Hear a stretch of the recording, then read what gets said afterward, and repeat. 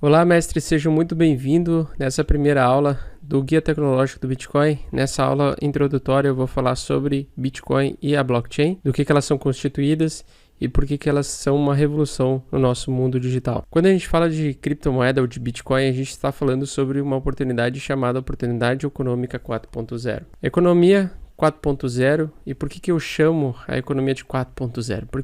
Porque a economia como conhecemos atualmente, ela se iniciou a partir do vapor que impulsionou a Revolução Industrial no século XVIII. Logo depois veio a segunda fase da nossa economia, que trouxe a eletricidade e linhas de montagem. E a terceira fase da nossa economia, os anos 70, onde começou o processo de automação, computadores e redes conectadas, o início da internet militarizada. E agora a gente está em uma fase em que o digital e o real eles se misturaram de uma forma que a gente não consegue mais dissociar uma com a outra.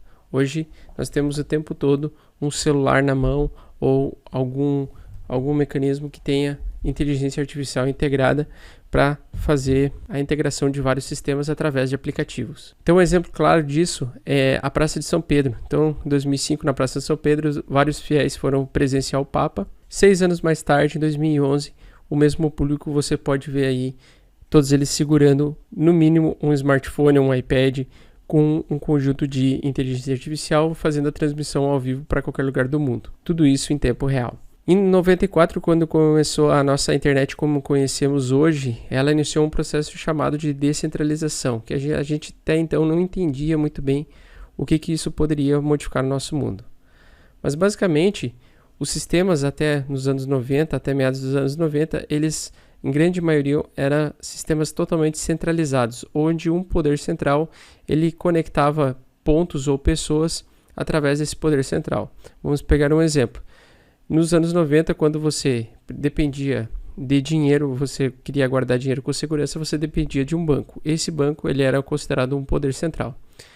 Para você, vamos dizer que você é esse pontinho A aqui e você quer mandar dinheiro para esse pontinho B aqui. Para o pontinho A enviar dinheiro para o pontinho B, a gente precisava da autorização do banco, burocracia do banco, taxas, limites e todos esses problemas que a gente ainda enxerga até hoje com sistemas bancários convencionais. Até que com a internet surgiu, então, em 2008, o Bitcoin, que trouxe um sistema distribuído, onde ele eliminou o poder central, o poder de um intermediário e distribuiu esse poder e essa liberdade para todos os usuários. Então o Bitcoin ele é a primeira criptomoeda mundial totalmente descentralizada. Assim como aconteceu com o Bitcoin e o banco, que foi destruído através que o Bitcoin aconteceu por causa dessa destruição desse poder central, que era no caso o banco. Você pode também pegar outros exemplos práticos aí, como os correios. Então até 1990 você dependia de correios para mandar mensagens da pessoa A para a pessoa B. Você dependia desse intermediário, desse poder central para fazer a intermediação, e ele vai cobrar as taxas e você teria que respeitar os limites e prazos daquele poder central. Então, se o poder central ele não funcionava nos finais de semana ou feriados, você tinha que esperar pacientemente aguardar até o período que você pudesse fazer o envio dessa mensagem do ponto A ao ponto B. Com o sistema de SMTP, que é dos e-mails, você conseguia então através da internet, enviar e-mails para qualquer e-mail ou para qualquer empresa que tivesse e-mail utilizando o mesmo sistema. Então, o sistema SMTP de e-mails ele é muito semelhante à blockchain do Bitcoin. Então, a criação do Bitcoin ela passou por 2 etapas principais, tá? A distribuição de bancos de dados P2P, que é aí a nossa blockchain, e criptografia avançada para fazer os desafios matemáticos e deciframentos matemáticos necessários para fazer a validação das transações. Então, como eu coloquei no Facebook alguns meses atrás, eu coloquei ali um exemplo de que para os bancos centrais, Bitcoin nunca vai ser uma boa ideia, da mesma forma como para os correios o e-mail nunca foi uma boa ideia, da mesma forma que para os jornais a internet nunca foi uma boa ideia, e assim sucessivamente. A verdade é que sempre, através da tecnologia, a gente vê uma evolução cada vez maior e uma disrupção de grandes poderes centrais antigos que eram importantes até então, sendo liquidados e destruídos aí através da liberdade que a internet trouxe, através da conexão entre várias pessoas do mundo todo. Então, o Bitcoin sendo a primeira moeda mundial descentralizada, ela tem algumas características específicas, tá? Então, o Bitcoin é uma moeda 100% digital, que não é emitida por nenhum banco central, ela não possui intermediários, é uma moeda eletrônica, descentralizada e escassa, ou seja, ela tem um limite de moedas. P2P, ou seja, você pode fazer negociações de criptomoedas, de Bitcoin, ponto a ponto, sem necessidade de um intermediário, e ela é criada a partir de um processo conhecido como mineração. E as características delas, então? E as características do Bitcoin, então, ela é escassa, então existem apenas 21 milhões de unidades de Bitcoins que podem ser mineradas até 2140. Cada Bitcoin pode ser fracionado ou dividido em até 8 casas decimais, você podendo, então, comprar 0,0000001, e este valor em fração é conhecido como Satoshi. Então, às vezes, as pessoas elas se preocupam muito em ter um Bitcoin inteiro, mas elas esquecem que elas podem comprar um Satoshi. A tecnologia inovadora permite a segurança e transparência das transações, além de tornar o Bitcoin descentralizado. O Bitcoin em si, ele não é totalmente anônimo ou completamente anônimo. Ele, pelo contrário, você consegue fazer o rastreio de todas as transações, de todas as carteiras, desde o seu concebimento, desde o bloco Gênese, que aconteceu lá em 2009. Porém, se você não sabe o nome da pessoa ou os dados da pessoa que tem a determinada carteira que você quer saber, o rastreio, você não vai saber de quem que é aquela carteira. Mas você consegue sim enxergar todas as transações realizadas na blockchain, de trás para frente e de frente para trás, ao longo de todo o tempo que foi lançado o Bitcoin. As taxas de transações elas tendem a ser muito menores e funcionam 24 horas por dia. Então, para aceitar Bitcoin no seu estabelecimento, você necessariamente só precisa de uma carteira digital, uma paper wallet, que te permite armazenar os seus Bitcoins. Lá você consegue fazer a impressão desse QR Code e colar em qualquer estabelecimento e passar assim a receber Bitcoins de forma bem fácil, diretamente para a sua carteira. E essa sua carteira ela é não somente única, mas também você pode armazenar todos os seus Bitcoins sem ninguém saber que você está recebendo Bitcoins naquela carteira. Então, como funciona a tecnologia do Bitcoin? Então, o Bitcoin é dividido em duas tecnologias principais, tá? Que eu vou chamar aqui. A primeira é a blockchain, claro, que é a evolução da nossa internet como conhecemos. E, basicamente, a blockchain ela é uma corrente de blocos. Que tipo de blocos, Augusto? Blocos de informação. Cada bloco de informação ele é como se fosse uma página de um caderno, ou livro razão, onde você anota a pessoa que está enviando dinheiro, a pessoa que está recebendo, a chave pública e a chave privada de cada um, e esse bloco ele é gerado um novo bloco a cada 10 minutos. E esses blocos eles ficam armazenados para todo o sempre. Então, enquanto existir a internet e existir a blockchain, esses blocos e essas informações que foram realizadas desde 2009, elas são registradas nesse grande livro razão público online, que você pode acessar a qualquer momento. Então é só você acessar www.blockchain.com que você consegue acessar todas as transações realizadas em tempo real. Então a blockchain ela funciona então como uma corrente de blocos, onde cada bloco que tem um conjunto de informações de transação, ele é adicionado em cadeia.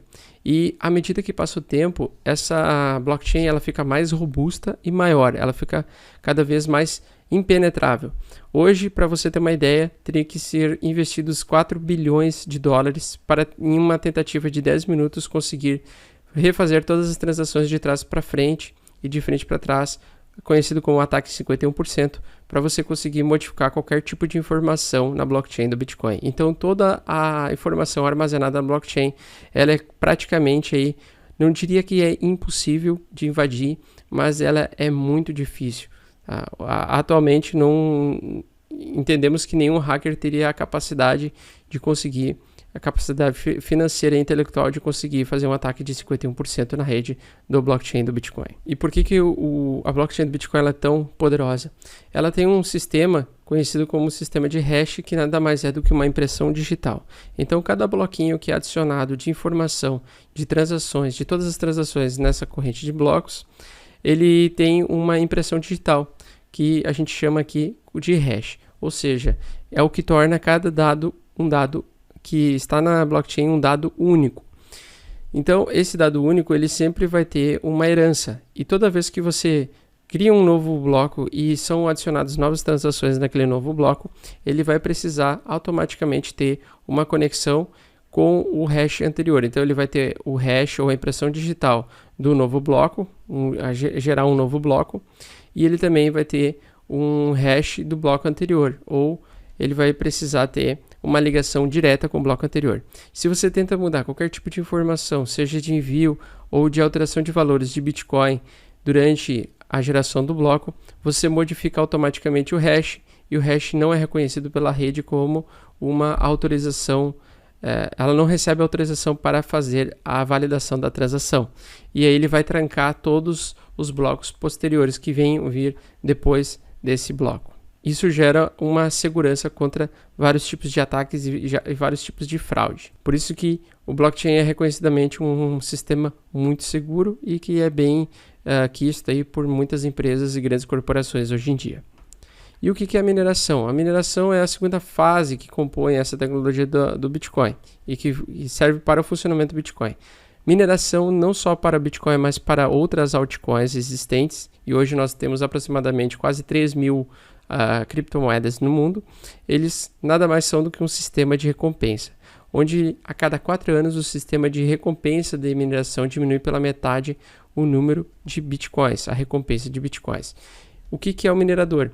Como o Bitcoin ele não tem um banco ou um sistema por trás para fazer a validação das transações, ou seja, João quer mandar Bitcoin para Maria. E você precisaria pelo menos ter um intermediário. Quem faz o papel de intermediação para a validação dessas transações são nós de rede ou validadores, ou seja, pessoas que possuem máquinas com alto poder de capacidade de processamento matemático para fazer a validação das transações.